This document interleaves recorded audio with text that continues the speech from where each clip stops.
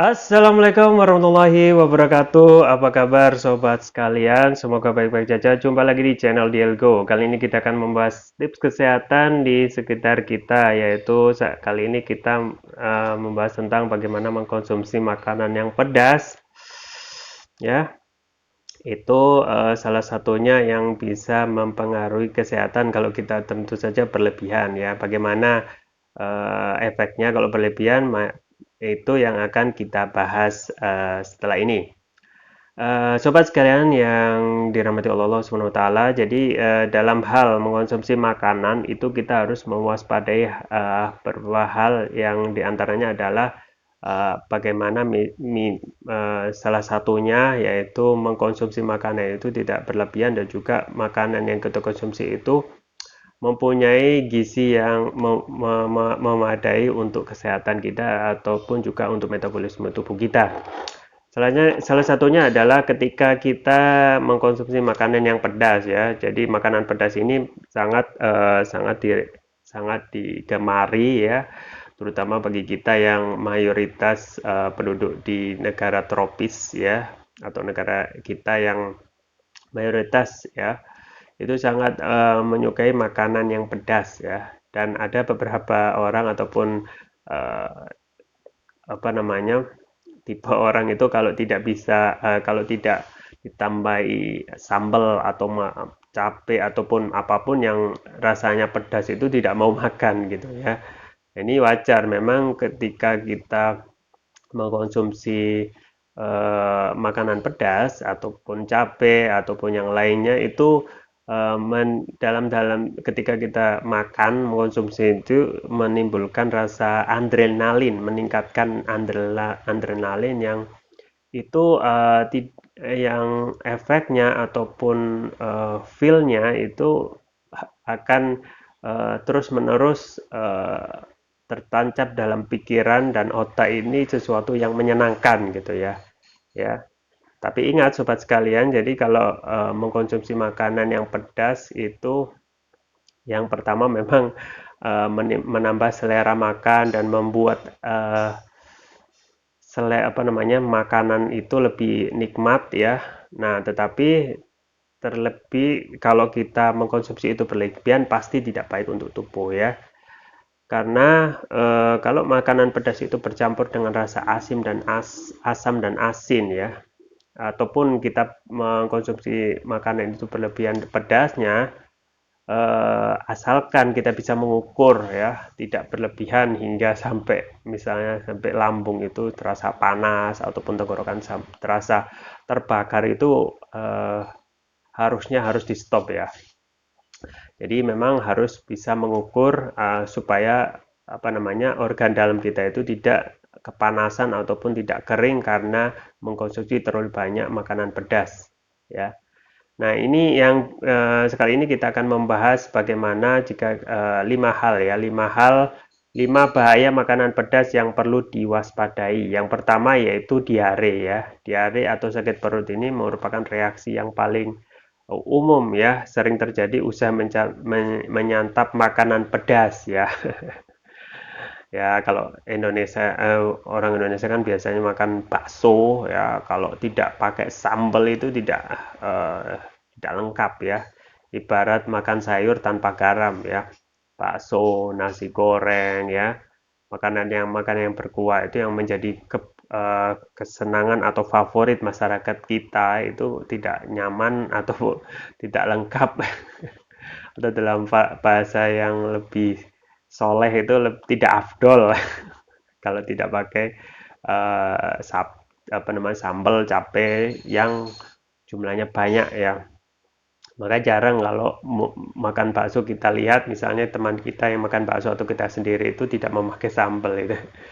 Kemungkinan anak-anak saja yang tidak memakai sambal ya. Nah, itu memang ya menurut penelitian ya apabila hasil penelitian itu memang apabila zat capsaicin dan cabai itu masuk ke dalam perut secara berlebihan, itu kondisi dapat mengiritasi lapisan dalam perut ya. Itu perut serta usus dan itu wajar ya. Itu hampir biasa dialami mereka yang suka makanan pedas ya.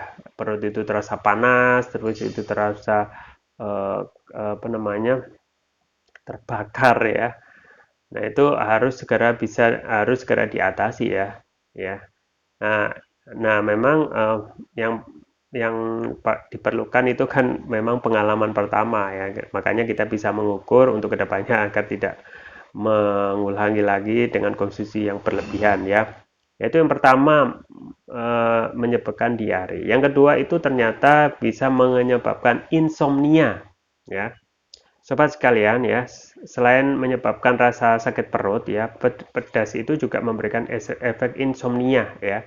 Terutama jika makanan pedas itu konsumsinya menjelang waktu tidur ya. Nah, ini bahaya ya. Jadi konsumsi bakso yang tadi pakai pedas atau nasi goreng atau mie goreng yang pakai tambahan cabai ekstra janganlah dikonsumsi pada waktu jelang tidur karena ini akan berefek lambung kita tidak nyaman dan itu bisa perut itu terasa melilit kemudian tidak nyaman saat baring ya dan otomatis akan berefek pada apa namanya insomnia, susah dalam tidur ya.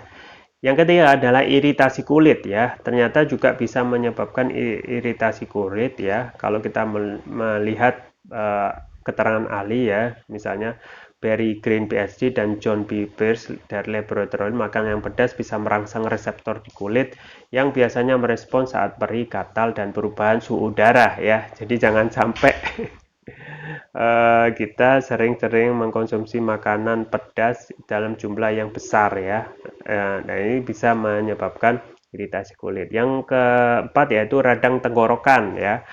Menurut pakar kesehatan ya, itu terlalu banyak konsumsi makanan pedas itu beresiko mengiritasi tenggorokan. Dan ini wajar ya.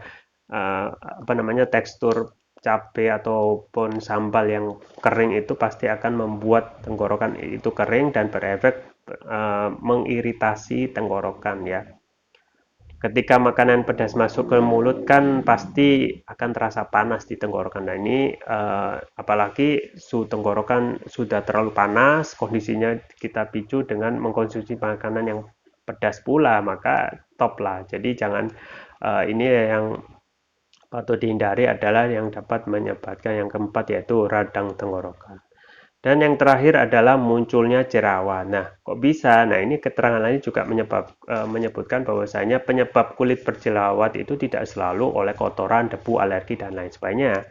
Tapi juga menurut dokter kulit, Dr. Rebecca Tung dari Florida itu mengatakan ketika makanan pedas itu dapat menyebabkan iritasi di usus peradangan, ini juga mempengaruhi kulit jadi kemerahan ya, jadi muncul jerawat dan eksim ya. Jadi itulah ya bahaya makanan pedas secara berlebihan juga bisa meningkatkan risiko penyakit yang lain, misalnya lambung sensitif, sakit MAH, ya, iritasi, ya, kanker usus, ya, penyakit dalam yang bisa berakibat ya makanan yang sedikit tetapi berakibat buruk pada kesehatan dari dalam tubuh kita ya. Jadi itu ya sobat sekalian, tetapi saya tetap merekomendasikan untuk selalu menjaga kesehatan dan imunitas tubuh, terutama untuk menjaga kesehatan lambung, usus, dan lain sebagainya itu dengan mengkonsumsi propolis ya. Propolis inilah yang saya anjurkan yaitu yang namanya Turkish Propolis Rukia ya. Turkish Propolis Rukia ini mempunyai manfaat yang sangat luar biasa karena mempunyai nanoteknologi ya. Nanoteknologi itu meningkatkan kelarutan dan penyerapan oleh tubuh. Jadi bentuknya nano yang kecil itu ya ketika diaplikasikan dalam Turkish Propolis Rukia ini dapat mempercepat penyembuhan ya apapun itu ya. Untuk penyakit medis itu dapat menyebabkan penyakit kolesterol ya, asam urat, terutama juga lambung bahasan kita kali ini ya. Kemudian batuk, pilek, luka ringan ya. Luka ringan itu bisa cukup dioleskan itu besoknya sudah kering ya. Besoknya sudah kering ya. Untuk yang ginjal, jantung dan lain sebagainya itu bisa diatasi dengan mengkonsumsi rutin Turkish Propolis Rukia ya. Ada juga varian yang lain yaitu yang ungu ini untuk nutrisi otak ya. Namanya Turkish Propolis Rukia Brain ya. Ini manfaatnya memberi nutrisi pada otak dan juga meningkatkan konsentrasi dan juga membantu pemulihan stroke, kemudian membantu proses pertumbuhan pada anak dan remaja ya. Memudahkan mereka untuk menghafal pelajaran ya dan juga juga bisa menutrisi otak orang dewasa yang suka lupa atau pikun ya. Konsumsinya mudah, tinggal meneteskan Turkish Propolis Surya ini secara rutin berdasarkan berat badan tubuh. Misalnya berat badan tubuh seseorang 50 ya 5 tetes, 60 6 tetes, 70 kilo 7 tetes ya. Untuk terapi sedang bisa 2 kali ya, pagi dan malam, ataupun kalau terapi berat misalnya sudah kedapatan menjaga penyakit yang berat seperti diabetes, stroke dan lain sebagainya, itu bisa 3 kali ya, pagi, siang dan malam ya.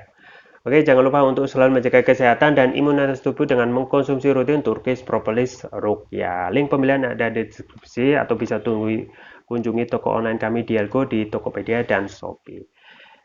Ya, itu yang bisa saya sampaikan. Semoga bermanfaat. Jangan lupa like, share, dan subscribe. Sampai jumpa lagi. Wassalamualaikum warahmatullahi wabarakatuh.